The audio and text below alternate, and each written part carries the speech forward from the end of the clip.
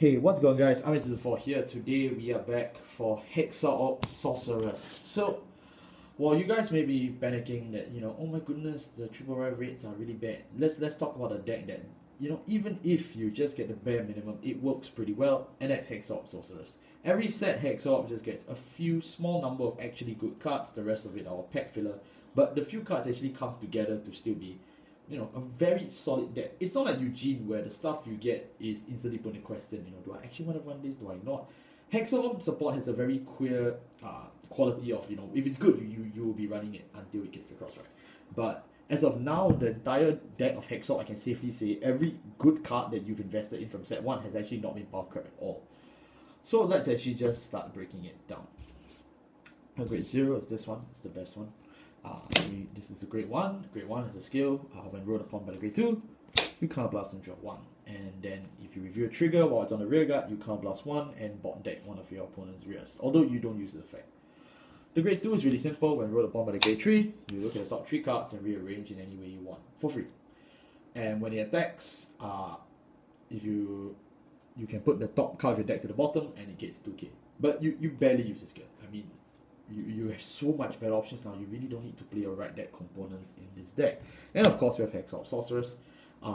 When you review a trigger, you choose a unit against 10. That's pretty good because it's just doubling up your trigger bonuses. And in addition, if you want to break pass for your center column, you should just call one of your your boosters in the back row, and then you can also pass the power to them, and instantly 2 the pass becomes a 1 the pass, which is quite good in and of itself. Second skill is, if you persona road this turn, you may counterblast 1, soul blast 1, choose a crit off front from your hand, put it on top of your deck, and you get drive +1. But you don't really have to stack if you don't want to, so it's just a CBSV1, you can just get triple drive, or you could deliberately stack the trigger, which is kind of breaking even because you get drive +1. But you don't get as much guaranteed effects. I mean, if you're just lucky and you sack it off, then okay, well done for you. Generally speaking, as you can see, Hexaorb from set 1 already indicated crits up fronts, and the support just gets more and more oriented towards playing both crits and fronts, so you start to see that more often.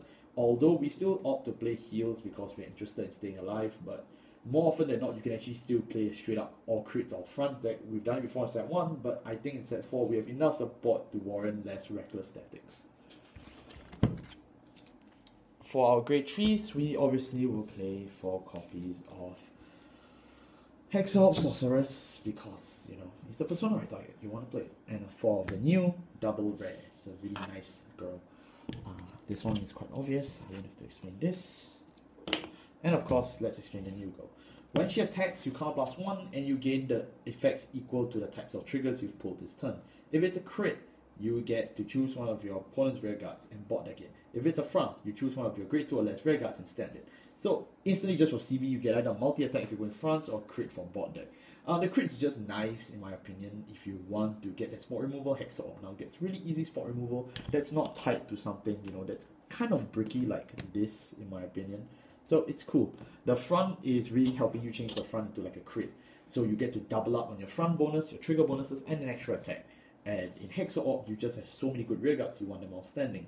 But I hear you saying, grade 2? But what do I want to stand as a grade 2? Well, let's take a look at our grade 2s. Our grade 2s, we play 4 copies of King Owain. Then we play 3 copies of this. It's really quite simple, and it's really all you need. Owain is the star from set 2 till now. I think the day that they power creep Owain out of Hexaorb, our meta will be very, very dangerous.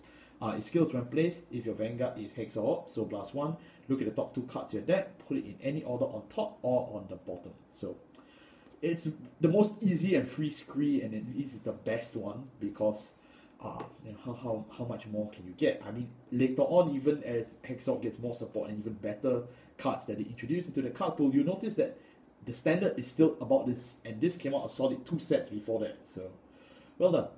Second skill is when you review a trigger, counterblast 1, this unit gains 10. So if you're not playing against a Seraph matchup and you're playing CB, you can just blast this all away, and this guy gets like 50 over K, and you just throw boomerangs at your opponent and they die instantly. Very fun for 50 yen card. Moving on to the next one, and the new one in that, it's this girl. In case you're wondering why I don't know their names, it's because I cannot remember, to be honest. The skill of this one is, what happens is when she attacks, if your Vanguard is Hexaorb the grade 3, or if it's the grade 2, you actually get to discard a card, and then you rearrange the top 2 cards of your deck in any order on top or bottom, and then after that you can get 10k. So yeah, pretty good. It's once per turn, but if you get extra 10k, it's a 20k for free as compared to Owain, who needed a counterblast. But in any case, it's still good. And of course, you play 1 copy of this for the right deck. Moving on to our grade 1s, we play 1 copy of this for the right deck. We play 4 of our Keter PGs. We play 4 of this, New Girl, it's a triple rare. 4 of one of our oldest friends, Diaglass Sorceress, who came from the same set as Eugene, as Owain, by the way. And 4 copies of this one. As you can see, Hexaorb is now accumulation of high rarity, solid grade 1s, all from its past sets. This is set 2, this is set 3, this is set 4. You know, who knows, maybe by set 5 they all pass away. This is obviously for the right deck. Simple as that. This is your PGs. I really don't have to explain this one. Hexaorb doesn't have a lot of hands, so you do want to play this if you can get your hands on it. This one is your personalized searcher. When placed with your Vanguard, is Hexaorb, counterblast 1, search your deck for Hexaorb, add it to your deck. Pretty good. I mean, if you don't want to use the skill, it's fine, just an 8k body, but if you want to make sure you get your persona right out, it's a solid option. Plus, the persona gives you 10k to the front row. 3 numbers. Of course, your Diaglass. Diaglass is still really good. I mean, I covered Mugain on my channel recently. This is what it's based on. When placed on the regular circle, if your Vanguard is Hexaorb or Pentagleam, the grade 2 or the grade 3, you count plus 1. And then after that, you discard a card from your hand, open the top 2 cards of your deck, superior call. And then if you can't call anything, you throw away the rest. Really good. And unlike Mugain, these are in stand position, so you can actually rush on turn 2. And if you've seen the kind of stuff you get on your turn 2, I think that's pretty good. Last off, we get the new one.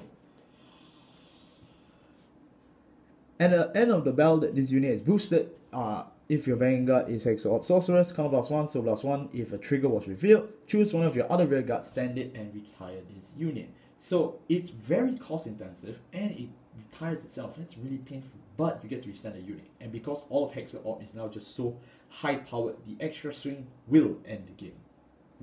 Because honestly, you minus so hard in this deck right now, and Diaglass just acts as a little, safety net, and everything else just punches for insane numbers. It's really just impossible to deny the benefits of having a restand. I mean, you want to talk about 3 attack decks, this is now a 6 or 7 attack decks because of the amount of things you get in here. Plus, you have stuff like Owain and the other grade 2, and triggers that just throw a lot of numbers.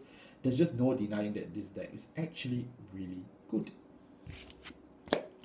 Of course, our triggers, as you probably would have guessed, we are playing 5 fronts, 4 of the shield ones because we want our defense, 6 crits, 4 heals, and OT. We choose Martin because he's just really good in the triggers. You want more drive checks, right? And of course, we play the best starter. It's as simple as that. We play almost an identical number of crits and fronts because we just get good effects from both crits and fronts. Crits end the game, fronts is Godhead. That I really do not have to explain this. Heals is just because you want to live, but like I said, if you want to swap these for more crits and fronts, I think it's perfectly fine. As for draws, I mean draws work, but you don't get much benefit of them, so it's really just at your own risk. And that actually wraps it up for the Hexaorb deck profile. Yep, we may just do a D-deck profile under 10 minutes. I spent so much talking about the rest because they have just so much changes and stuff being thrown on the deck. But Hexaorb just really builds together so well. Any investment in this deck is valued up to this point, and it makes you wonder, does power creep exist indeed? Yes, it does. Meet Seraph White. Thank you all so much for watching. I'll see you all next time. Goodbye.